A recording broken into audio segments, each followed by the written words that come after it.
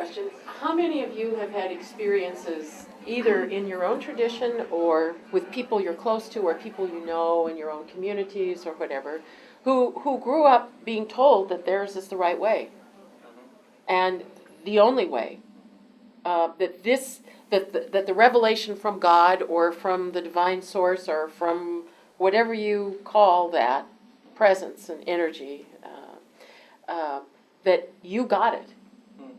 And that's what you've been told. I wouldn't say that we see the richness in an environment which is made up by elements of all faiths. Right, here's our differences. We all have the same way of coming together. We don't, and I think that should be acknowledged. Though I think sometimes we should just say that's good. In an environment like this, where there's a really strong effort to make everyone feel welcome, there's a tension between that ethos and the ethos of, well, some ideas are simply bad ideas, and some religious ideas or ideas that people claim for their religion are bad ideas. Obviously there are problems in Muslim societies when it comes to men and women, but there are problems in every society when it comes to men and women. It shouldn't be denied.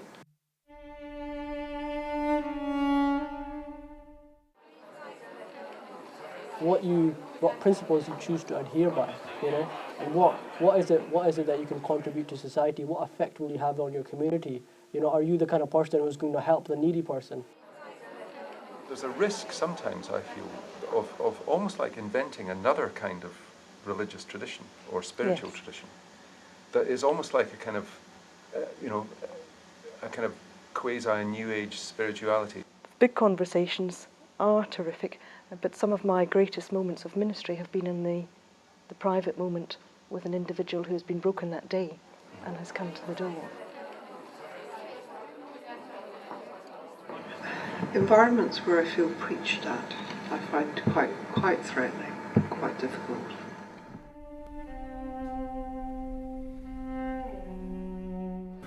Our Lord says, I am the way, and he says, nobody comes to the Father except through me, but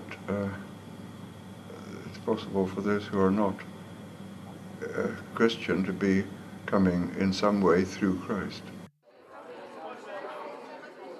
My parents and my grandparents and their parents did these things and celebrated these facts, and that's how they understood the world, and that's how they lived their lives. And I'm very happy to live my life like this. It gives me it gives me a very good feeling. I feel like I'm doing the right thing. Do you believe that God has something to do with love? They'll usually say yes. They believe He loves everybody and everything, and they'll usually say yes.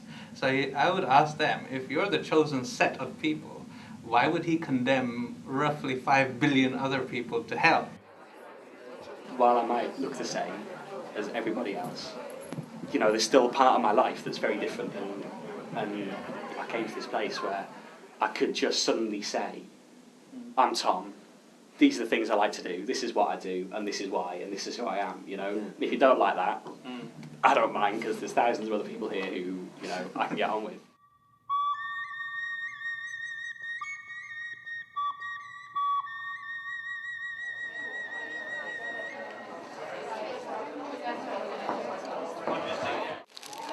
Chocolate? Sit down. Fair shake chocolate. Fair shake chocolate. Cost price. Ta-da! Alright, so we have Baha'i, Buddhist, Catholic, Christian Union, Humanist, Islamic Society, Jewish Society, Praxis, and Fide. All the faith groups of Edinburgh University. Why chaplaincy? Why the chaplaincy? Because everybody loves the chaplaincy. And everyone comes here and eats and hangs out and just is chill. We want to make it clear that we're not endorsing any particular side of the conflict other than the humanitarian aspect. Do you have any thoughts about that? From what I understand is the chaplaincy is where different faiths could come together and so on, and charity is a big part of all faiths as far as I know. So I don't see any contradiction with having a charity event or things for charity happening in the chaplaincy all the time.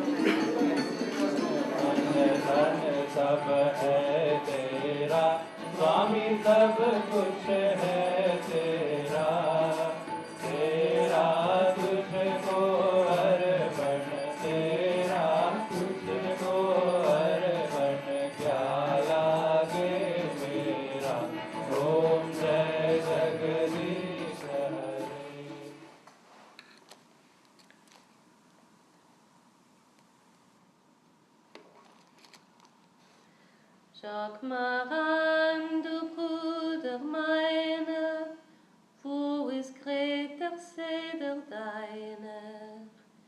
In tiefer Helene Rede, dort hab ich gegret mein Seder. Sag mal an, mir wobei wärmen, wirst du weiße Matzes nehmen.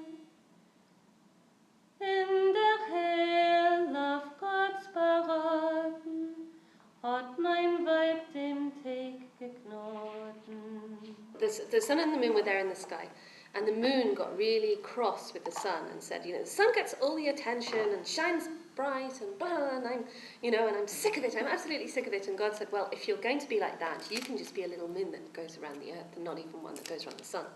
And punished the moon with that, and the moon was really upset. So God said, okay, well, as a consolation, the calendar will be ruled by you. That's funny. That's the story. That's a real old Yiddish folk. Do you have a similar story? Story?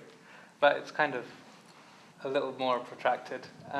In case you know anything about Indian deities, Lord Ganesh is the elephant-headed deity. He actually cursed him to say, you'll lose all your effulgence. And the moon was really, really annoyed then, because he's lost all of his light. It's just a piece of rock floating in space. So he prayed to God, and God said, oh, don't worry. We'll give you back your luminescence, but because Ganesh, you did naughty things, we'll have to respect Ganesh's view on this. So you'll wax and wane. That's what you'll do. And as a consolation, we'll give you the calendar. Isn't that funny?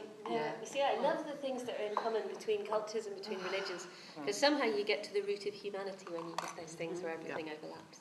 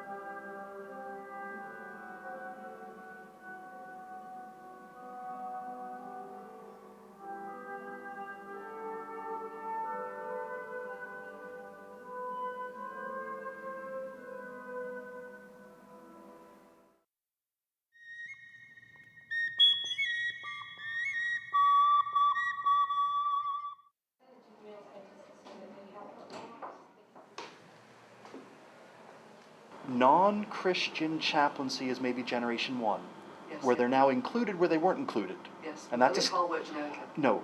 And that's not a criticism. I think that's just a statement of fact. Historical, actually. Yes. Cultural at the moment. And the challenges in prison chaplaincy, the challenges in hospital chaplaincy, the challenges in university chaplaincy, and far wider, I haven't yet seen that in practice. There's going to be some things that, okay, you say, and I have to accept. And I could accept that. But I do wonder, somebody coming from an ethos that really, at its heart, says, this shouldn't exist, can be a meaningful contributor to that group. I think it's a really interesting question, Al. I really do. And I'm just wondering about words like meaning and value and purpose, that those are other elements, to me anyway, maybe not everybody sees it that way, but those seem to me to be nice bridge words that take you beyond yourself, that take you beyond a, quote, secular perspective, that might be meeting places, because we all need some sense of meaning and value and purpose in our lives, and that we do stand up for that. It is different from talking about chaplaincy provision as being primarily, not entirely, because we have a remit much wider, but primarily about the support of those from religious and spiritual traditions.